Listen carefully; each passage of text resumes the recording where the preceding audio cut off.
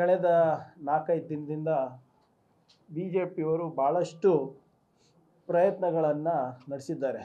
ಅವರ ಹೈಕಮಾಂಡನ್ನು ಮೆಚ್ಚೋಕ್ಕೆ, ನಮ್ಮ ರಾಜೀನಾಮೆ ಕೊಡಿಸ್ಲಿಕ್ಕೆ, ಮತ್ತು ಖರ್ಗೆ ಸಾಹೇಬ್ರ ಹೆಸರನ್ನು ಖರ್ಗೆ ಸಾಹೇಬ್ರ ಹೆಸರಿಗೆ ಒಂದು ಕಪ್ ಚುಕ್ಕೆ ತರಬಹುದಾ ಅಂತ ಒಂದು ಸಂಚನ್ನು ನಡೆಸಿದ್ದಾರೆ. ನಾನು ಹೋದ ಬಾರಿ ಕೂಡ ನನ್ನ ಬಿ ಜೆ ಪಿಯವರಿಗೆ ಹೇಳಿದ್ದೆ, ಬಿ ಜೆ ಪಿಯವರು ಸ್ವಲ್ಪ ಯಾಕೋ ಹೋಮ್ವರ್ಕ್ ಸರಿ ಮಾಡ್ತಾ ಇಲ್ಲ.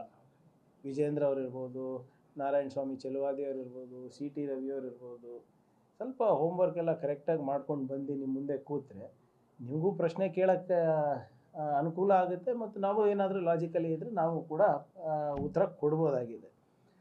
ಮೊನ್ನೆ ನಾರಾಯಣ ಸ್ವಾಮಿ ಅವರು ವಿರೋಧ ಪಕ್ಷದ ನಾಯಕರು, ಅವರಿಗೆ ಬಹುಶಃ ಆ ಸ್ಥಾನ ರಾಜ್ಯದ ಆಗು ಹೋಗುಗಳ ಬಗ್ಗೆ ಅಥವಾ ಸರ್ಕಾರದ ಟೀಕೆ ಟಿಪ್ಪಣಿ ಮಾಡಲಿಕ್ಕೆ ಕೊಟ್ಟಿಲ್ಲ ಅನಿಸುತ್ತೆ. ಅವರಿಗೆ is become personal leader of opposition, is not Karnataka ರಾಜ್ಯದ ವಿರೋಧ ಪಕ್ಷದ ನಾಯಕರು ಅಂತ ಅನ್ನಿಸ್ತಾ ಇಲ್ಲ ನಮಗೆ. ಪ್ರಿಯಾಂಕ್ ಖರ್ಗೆಯ ಲೀಡರ್ ಆಫ್ ಅಪೋಸಿಷನ್ ಅಂತ ಅನ್ನಿಸ್ತಾ ಇದೆ. ಬಹುಶಃ ಖರ್ಗೆ ಸಾಹೇಬ್ರಿಗೆ ಎಷ್ಟು ಬೈತಾರೆ, ಎಷ್ಟು ನಿಂದಿಸ್ತಾರೆ, ನನಗೆ ಎಷ್ಟು ಬೈತಾರೆ, ಎಷ್ಟು ನಿಂದಿಸ್ತಾರೆ, ಅಷ್ಟು ತನಕ ಅವರು LOP ಇರ್ತಾರೆ.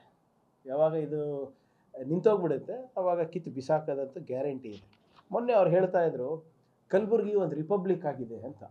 ನಾನು ಒಂದು 4-5 ಪ್ರಶ್ನೆ, ಸರಳವಾದಂಥ ಪ್ರಶ್ನೆ ಕೇಳಿದೆ, ಅದಕ್ಕೆ ಉತ್ತರ ಇನ್ನೂ ಕೊಟ್ಟಿಲ್ಲ ಅವರು. ಕಲಬುರಗಿ ರಿಪಬ್ಲಿಕ್ ಯಾವ ರೀತಿ ಅಂತ ನಾನು ಭಾಳ ಸ್ಪಷ್ಟವಾಗಿ ಹೇಳಿದೆ. ಅಭಿವೃದ್ಧಿಯ ರಿಪಬ್ಲಿಕ್ ಇದೆ, ಪ್ರಜಾಪ್ರಭುತ್ವದ ರಿಪಬ್ಲಿಕ್ ಇದೆ, ಅದೆಲ್ಲ ಕೊಟ್ಟಿದ್ದೆ. ನಾನು ಒಂದು ಕೂಡ ಅವ್ರಿಗೆ ಹೇಳಿದ್ದೆ, ನೀವು ದಯವಿಟ್ಟು ಕಲಬುರಗಿನಲ್ಲಿ, ಜೇವರ್ಗಿನಲ್ಲಿ ಸ್ಯಾಂಡ್ ಮಾಫಿಯಾ ಯಾರು ನಡೆಸಿದ್ರು ಅದ್ರ ಬಗ್ಗೆ ತಿಳ್ಕೊಳ್ಳಿ. IPL ದಂಧೆನಲ್ಲಿ ಯಾವ ನಿಮ್ಮ ಶಾಸಕರು ಸಿಕ್ಕಾಕ್ಕೊಂಡಿದ್ರು ಅದ್ರ ಬಗ್ಗೆ ಮಾತನಾಡಿ. CBIನಲ್ಲಿ ರೈತರ ಹೆಸರಲ್ಲಿ ವಂಚನೆಯಲ್ಲಿ ಚಾರ್ಜ್ ಶೀಟ್ ಯಾರ ಮೇಲೆ ಆಗಿದೆ ಅವೆಲ್ಲ ತಿಳ್ಕೊಳ್ಳಿ ಅಂತ ಅದ್ರ ಬಗ್ಗೆ ತಿಳ್ಕೊಂಡಿಲ್ಲ. ಮತ್ತು ನಿನ್ನೆ ಒಂದು ಸ್ಪೀಚನ್ನು ಕೂಡ ಅವ್ರು ಅಪ್ಲೋಡ್ ಮಾಡಿಬಿಟ್ಟಿದ್ದಾರೆ. ನಂದು ಚಿತ್ತಾಪುರ್ನಲ್ಲಿ ಒಂದು ಸ್ಪೀಚ್ ಇತ್ತು, ಎಲ್ಲಿ ನಾವು ಭಾಳ ಸ್ಪಷ್ಟವಾಗಿ ಹೇಳಿದ್ವಿ, ಬಿ ಜೆ ಪಿಯವರು ನಾವು ಮನುಷ್ಯ ಮಾಡಿದ್ರೆ ಬಿ ಜೆ ಪಿಯವರು ಎಲ್ಲೂ ಓಡಾಡೋಂಗೆ ಮಾಡೋಕ್ಕಾಗಲ್ಲ. ಆದರೆ ಅದು ಏನು ಅರ್ಧಂಬರ್ಧ ಹಾಕಿದ್ದಾರೆ. ಈಗ ನಾನು ಕೇಳ್ತಾ ಇರೋದು, ಕಲಬುರಗಿ ರಿಪಬ್ಲಿಕ್ಕನ್ನು ರಿಪಬ್ಲಿಕ್ ಮಾಡಿದವರು ಯಾರು? ನಿಮ್ಮ ಒಬ್ಬ ಅಭ್ಯರ್ಥಿ ಪಬ್ಲಿಕ್ನಲ್ಲಿ ನಮ್ಮ ಕುಟುಂಬದ ವಿರುದ್ಧ ಸಂಚು ಮಾಡ್ತಾನೆ, ನಮ್ಮ ಮನೆಯಲ್ಲಿ ಮನೆ ಹೊರಗೆ ಬಂದು ಸುತ್ತಾಡ್ತಾನೆ, ಸ್ಟಾಕ್ ಮಾಡ್ತಾನೆ, ನಮ್ಮ ಮನೆಯವ್ರ ಬಗ್ಗೆ ಮಾತಾಡ್ತಾನೆ, ನಮ್ಮ ತಾಯಿ ಬಗ್ಗೆ ಮಾತಾಡ್ತಾನೆ, ತಂದೆಯವ್ರ ಬಗ್ಗೆ ಮಾತಾಡ್ತಾನೆ, ನಮ್ಮ ಫ್ಯಾಮಿಲಿಯನ್ನು ಕೊಲ್ತೀನಿ ಅಂತ ಹೇಳ್ತಾನೆ. ಅವನಿಗೆ ನಾನು ಕಂಪ್ಲೇಂಟ್ ಮಾಡಿದಾಗ ನಾವು ಕಾನೂನಾತ್ಮಕವಾಗಿ ನಾವು ಇಲ್ಲಿವರೆಗೂ ಯಾವುದೇ ರೀತಿಯಾಗಿ I have not done anything illegal in my life. ನಾವು ಕಂಪ್ಲೇಂಟ್ ಕೊಟ್ಟಾಗ ಅವಾಗ ನಿಮ್ಮ ಸರ್ಕಾರನೇ ಇತ್ತು, ನೀವೇ ಮುಖ್ಯಮಂತ್ರಿಗಳಿದ್ರಿ, ನೀವೇ ಮಂತ್ರಿಗಳಾಗಿದ್ರಿ. ಅದು ಮಾಡಿದಾಗ ನೀವು ಆ ವ್ಯಕ್ತಿಗೆ ಯಾರು ನಮ್ಮ ಕುಟುಂಬವನ್ನು ಸಾಫ್ ಮಾಡ್ತೀನಿ ಅಂತ ಹೇಳಿದರು, ಯಾರು ನಮ್ಮ ಕುಟುಂಬವನ್ನು ನಿರ್ನಾಮ ಮಾಡ್ತೀನಿ ಅಂದಿದ್ರು, ನನ್ನ ಹೆಂಡತಿ ಮಕ್ಕಳನ್ನ, ಅವ್ರಿಗೇನು ಮಾಡಿದ್ರಿ ನೀವು? ಕೇಸ್ ಬುಕ್ ಮಾಡಿದ್ರಾ? ನೀವು ಅಂಥ ಒಬ್ಬ ವ್ಯಕ್ತಿಗೆ ನೀವು ನಿಮ್ಮ BJPಯ ಅಧಿಕೃತ ಕ್ಯಾಂಡಿಡೇಟ್ ಮಾಡಿದ್ರಿ ಚಿತ್ತಾಪುರಿಗೆ.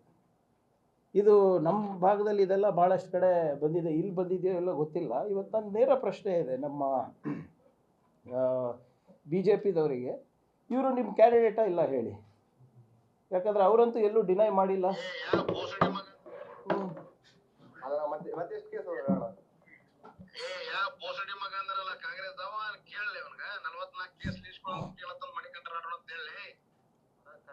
ಮಾಡ್ತಾರಣ ಅದನ್ನ ನಾವ್ಯಾರು ಮಾಡಲ್ಲ. ಅವ್ರೆಲ್ಲ ಫೋನ್ ನಂಬರ್ ಕೊಡ, ಅವ್ರು ಯಾರ್ದು ಫೋನ್ ನಂಬರ್ ಎಲ್ಲ ಕೇಳೋಣ ಅಂತಂದ್ರ ನಾನು ನಿಮ್ಮ ಅಭಿಮಾನ ಇದೀನಿ, ಅವ್ರಿಗೆ ಕೇಳ್ತಾನೆ. ನಮ್ಮ ಅಣ್ಣ ನನ್ನಲ್ಲಿ ಫೋನ್ ನಂಬರ್ ಇದ್ರೆ ಅವ್ರ ಎಲ್ಲ ಹೆಂಡ್ರ ಮಕ್ಕಳೆಲ್ಲ ಶಾಪ್ ಮಾಡ್ತೀನಿ, ಅದಕ್ಕೆ ನನ್ನ ಬಲ್ಲಿ ನಂಬರ್ ಇಲ್ಲದೆ. ಯಾರಿಗೆ ಹೆಂಡ್ರ ಮಕ್ಕಳಣ್ಣ? ಯಾರ ಹೆಸರು ತಗೊಂಡಿ? ಈಗ ನಾನು ಖರ್ಗೆ ಅವ್ರದಣ. ನನ್ನ ಬಲ್ಲಿ ಫೋನ್ ನಂಬರ್ ಇದ್ರೆ ಅವ್ರ ಎಲ್ಲ ಹೆಂಡ್ರ ಮಕ್ಕಳೆಲ್ಲ ಶಾಪ್ ಮಾಡ್ತೀನಿ, ಅದಕ್ಕೆ ನನ್ನ ಬಲ್ಲಿ ನಂಬರ್ ಇಲ್ಲದೆ. ಖರ್ಗೆ ಅವ್ರದ್ದು ನಂಬರ್ ಇದ್ರೆ ನಾ ಬಾಯಿಗೆ ಬಂದಾಗ ಮೊಬೈಲ್ದಾಗೆ ಬೈತಿದ್ದೆ ಅಂತ ಹೇಳ್ತೀನಿ ನಿಮಗೆ. ಕಾಂಗ್ರೆಸ್ ಬೈಯಣ ರಂಡಿ ಮಗ ಹೇಳಿ ಅಲ್ಲ. ಮತ್ತೆ ಎಷ್ಟು ಕೇಸ್ ಹೇಳ? ಬೋಸಡಿ ಮಗ ಅಂದ್ರಲ್ಲ ಕಾಂಗ್ರೆಸ್ ಕೇಳಲಿ ಅವ್ನಿಗೆ 44 ಕೇಸ್. ಇದು ಯಾರ್ದ್ರಿ ಇದು ವಾಯ್ಸು? ಇದ್ರ ಬಗ್ಗೆ ನಾನೇ ಕಂಪ್ಲೇಂಟ್ ಮಾಡಿದ್ನಲ್ಲ. ಈ ವಾಯ್ಸು ನಿಮ್ಮ ಮಣಿಕಂಠ ರಾಠೋಡ್ ಅಂತ BJPಯ ಅಧಿಕೃತ ಅಭ್ಯರ್ಥಿ, ಮೊನ್ನೆ ತನಕನೂ ಜೈಲಿನಲ್ಲಿ ಇದು ಬಂದ. ಇಂಥವ್ರಿಗೆ ಟಿಕೆಟ್ ಕೊಟ್ಟಿದ್ದೀರಾ ರೀ ನೀವು? 20-30 ಕೇಸ್ ಇರೋರಿಗೆ. ಯಾರು ಕೇಸ್ ಹಾಕಿರೋದು? ನಾವಲ್ಲ, ನಿಮ್ಮ ಪಕ್ಷದಲ್ಲಿದ್ದಾಗ ಹಾಕಿರೋದು, ನಿಮ್ಮ ಸರ್ಕಾರದಲ್ಲಿದ್ದಾಗ ಹಾಕಿರೋದು. ಇದ್ರ ಬಗ್ಗೆ ಏನು ಉತ್ತರ ಇದೆ ನಿಮಗೆ? ನನ್ನ ಹೆಂಡತಿ ಮಕ್ಕಳಿಗೆ ಸಾಫ್ ಮಾಡ್ತೀನಿ ಅಂತ ಭಾಳ ಸ್ಪಷ್ಟವಾಗಿ ಹೇಳ್ತೀನಿ. ಇದ್ರ ಬಗ್ಗೆ ನೀವೇನು ಮಾಡಿದ್ರಿ? You rewarded him. ಇದ್ರ ಬಗ್ಗೆ ಮಾತಾಡ್ತೀರಾ? ನಾಳೆ ಇವನ್ ಬ್ಯಾನರ್ ಅಂಡರ್ ಬರ್ತಾ ಇದ್ದೀರಲ್ರಿ ಕಲಬುರಗಿಗೆ, ನಾಚಿಕೆ ಬರಲ್ವಾ ನಿಮಗೆ? ಆಮೇಲೆ ಪದೇ ಪದೇ ಏನಾಗ್ತಾ ಇದೆ, ಇದನ್ನು ಕಲಬುರಗಿ ರಿಪಬ್ಲಿಕ್ ಆಗಿದೆ, ನಿಜಾಮ್ರ ಆಳ್ವಿಕೆ ಇದೆ, ರಜಾಕ್ರ ಆಳ್ವಿಕೆ ಇದೆ ಅಂತ ಸುಮ್ಮನೆ ಏನು BJPಯವರು ಹತಾಶರಾಗ್ಬಿಟ್ಟಿದ್ದಾರೆ. ಹಿಂಗನ ಮಾಡಿ ಇದು ಬೈ ಹುಕ್ ಆರ್ ಕ್ರುಕ್ ಕಾಂಗ್ರೆಸ್ನವ್ರಿಗೆ ಸಿಕ್ಕಾಕ್ಸ್ಬೇಕು, ಪ್ರಿಯಾಂಕರ್ಗೆ ರಾಜೀನಾಮೆ ಕೊಡಿಸ್ಬೇಕಂತ ನಾನು ಭಾಳ ಸ್ಪಷ್ಟವಾಗಿ ಹೇಳಿದ್ದೀನಿ. ಇದಕ್ಕೆ ನನಗೆ ಸಂಬಂಧ ಇಲ್ಲ. ತೋರಿಸಿ, ಒಂದು ಪುರಾವೆ ತೋರಿಸಿ. ನಿನ್ನೆನೂ ಕೂಡ ಭಾಳ ಬಾಲಿಶವಾಗಿ ಮಾತಾಡ್ತಾ ಇದ್ದಾರೆ ಇತ್ತೀಚೆಗೆ BJPಯವರು. ಮುಂಚೆ ಸ್ವಲ್ಪ ಪರವಾಗಿರಲಿಲ್ಲಪ್ಪ, ಯಾಕೆ ಇತ್ತೀಚೆಗೆ ಚಿಕ್ಕ ಹುಡುಗರ ಥರ ಮಾತಾಡ್ತಾ ಇದ್ದಾರೆ ಗೊತ್ತಿಲ್ಲ. ಭಾಳ ಸ್ಪಷ್ಟವಾಗಿ ಮಾನ್ಯ ಮುಖ್ಯಮಂತ್ರಿಗಳು ಏನು ಹೇಳಿದ್ರು, ಪ್ರಿಯಾಂಕರ್ಗೆ ಅವ್ರದ್ದು ಹೆಸರು ಇಲ್ಲ, ಆ ಪ್ರಕರಣನೇ ಈ ಪ್ರಕರಣನೇ ಬೇರೆ ಬೀದರ್ದು, ಮತ್ತು ಈಶ್ವರಪ್ಪ ಅವ್ರ ಪ್ರಕರಣನೇ ಬೇರೆ ಅಂತ ಹೇಳೋದು. ಅದಕ್ಕೆ ಇವರೆಲ್ಲ ಮೈ ಮೇಲೆ ಬಿದ್ದು ಮತ್ತು ಒಂದು ಪ್ರೆಸ್ ಕಾನ್ಫರೆನ್ಸ್ ಏನಂತ ಹೇಳಿದ್ರು, ಪ್ರಿಯಾಂಕರ್ಗೆ ಅವರ ಹೆಸರು 3 ಬಾರಿ ಇದೆ, 4 ಬಾರಿ ಇದೆ. ನಾನೆಲ್ಲಿ ಹೇಳಿದ್ದೀನಿ ಇಲ್ಲ ಅಂತ? ಏನಂತ ಇದೆ? ಇಲ್ಲಿ ಬಂದಿದ್ರು ಹೋಗಿದ್ರು ಅಂತ ನೀವೆಲ್ಲರೂ ಮಾಧ್ಯಮದವರು ಕೇಳಿದ್ದೀರಾ, ನನಗೆ ಅದಕ್ಕೆ ಉತ್ತರನೂ ಕೊಟ್ಟಿದ್ದೀನಿ. ನಮಗೆ ಅದಕ್ಕೇನು ಡಿಫ್ರೆನ್ಸು ಅಂದರೆ, ದಯವಿಟ್ಟು ನಮ್ಮ ಮೃತಪಟ್ಟಂಥ ಸಂತೋಷ್ ಪಾಟೀಲ್ ಅವ್ರ ಕುಟುಂಬಕ್ಕೆ ನಾನು ಸಾರಿ ಕೇಳ್ಕೊತಾ ಇದ್ದೀನಿ. ಪದೇ ಪದೇ ನಾವು ಅವ್ರ ಹೆಸರು ತೊಗೊಳೋದ್ರಿಂದ ಅವ್ರ ಕುಟುಂಬಕ್ಕೂ ನೋವಾಗುತ್ತೆ. ಕ್ಷಮೆ ಇರಲಿ, ಆದರೆ ಅನಿವಾರ್ಯ. ಏನಂತ ಬರೆದಿದ್ರು ಸಂತೋಷ್ ಅವರು? ನನ್ನ ಸಾವಿಗೆ ಸಂತೋಷ್ ಪಾಟೀಲ್ ಅವರು ಬೆಳಗಾವಿ ಈಶ್ವರಪ್ಪ ಅವ್ರ ಪ್ರಕರಣದಲ್ಲಿ ಸಂತೋಷ್ ಪಾಟೀಲ್ ಅವರು ಏನು ಬರೆದಿದ್ದು ಅಂತ ಭಾಳ ಸ್ಪಷ್ಟವಾಗಿ ಓದ್ತೀರಿ. ಕನ್ನಡದಲ್ಲಿದೆ, ಕಿವಿಗೊಟ್ಟು ಕೇಳಿ. ನಾರಾಯಣ ಸ್ವಾಮಿ ಅವರೇ, ಕಿವಿಗಟ್ಕೊಳ್ಳಿ. BJPಯವರೇ ಏನಂತ ಹೇಳ್ತಾರೆ? ನನ್ನ ಸಾವಿಗೆ ನೇರ ಕಾರಣ ಗ್ರಾಮೀಣ ಅಭಿವೃದ್ಧಿ ಮತ್ತು ಪಂಚಾಯತ್ ರಾಜ್ ಇಲಾಖೆ ಸಚಿವರಾದ KS ಈಶ್ವರಪ್ಪನವರು. ಇವರಿಗೆ ತಕ್ಕ ಶಿಕ್ಷೆ ಆಗಬೇಕು. ನನ್ನೆಲ್ಲ ಆಸೆಗಳನ್ನು ಬದಿಗೊತ್ತಿ ಈ ನಿರ್ಧಾರ ಮಾಡಿರುತ್ತೇನೆ. ನನ್ನ ಹೆಂಡತಿ ಮಗುವಿಗೆ ಸರ್ಕಾರ, ಅಂದರೆ ಮಾನ್ಯ ಪ್ರಧಾನಮಂತ್ರಿಗಳು ಹಾಗೂ ಮಾನ್ಯ ಮುಖ್ಯಮಂತ್ರಿಗಳು ಹಾಗೂ ನನ್ನ ಹಿರಿಯ ಲಿಂಗಾಯತ್ ನಾಯಕರಾದ BS ಯಡಿಯೂರಪ್ಪನವರು ಹಾಗೆಯೇ ಅವರಿವರಲ್ಲ ಅನ್ನದೆ ಎಲ್ಲರೂ ಸಹಾಯ ಹಸ್ತ ನೀಡಬೇಕೆಂದು ಕೈ ಮುಗಿದು ಕೇಳಿಕೊಳ್ಳುತ್ತೇನೆ. ಮಾಧ್ಯಮ ಮಿತ್ರರಿಗೆ ಕೋಟಿ ಕೋಟಿ ಧನ್ಯವಾದಗಳು. ನನ್ನ ಜೊತೆ ಬಂದ ನನ್ನ ಗೆಳೆಯರಾದ ಸಂತೋಷ್ ಮತ್ತು ಪ್ರಸಾದ್ಗೆ ನಾವು ಪ್ರವಾಸ ಹೋಗೋಣ ಎಂದು ನನ್ನ ಜೊತೆಗೆ ಕರೆದುಕೊಂಡು ಬಂದಿರುತ್ತೇನೆ ಅಷ್ಟೇ. ಅವರಿಗೆ ನನ್ನ ಸಾವಿನ ಬಗ್ಗೆ ಯಾವುದೇ ಸಂಬಂಧ ಇರುವುದಿಲ್ಲ.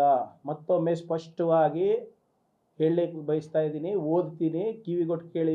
BJPಯವರೇ, ನನ್ನ ಸಾವಿಗೆ ನೇರ ಕಾರಣ ಗ್ರಾಮೀಣ ಅಭಿವೃದ್ಧಿ ಮತ್ತು ಪಂಚಾಯತ್ ರಾಜ್ ಇಲಾಖೆಯಾದ ಸಚಿವರಾದ KS ಈಶ್ವರಪ್ಪನವರು.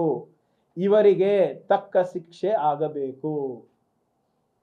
ಏನಾದರೂ ಬರೆದಿದ್ದಾರೇನಪ್ಪ ನನ್ನ ಬಗ್ಗೆ ಇರಲಿ ಇನ್ ದ ಡೆತ್ ನೋಟ್?